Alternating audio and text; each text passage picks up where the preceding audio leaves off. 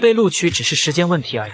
阿伟随后收拾衣服离去，谁都没想到，阿伟随口的一句鼓励，却让女孩对他产生了好感。晚上，母亲给阿伟打来电话，原来父亲生病住院，急需30万马内。可是阿伟失业在家，根本没有这么多。阿伟来到洗衣房，对着洗衣机说：“30万欲しい。”就当阿伟准备离开时，洗衣机内传来异响，打开门一看，30万马内真的出现了。就在阿伟离开时，正好踢中昨天扔的易拉罐，他正准备弯腰去捡，易拉罐竟然消失在眼前。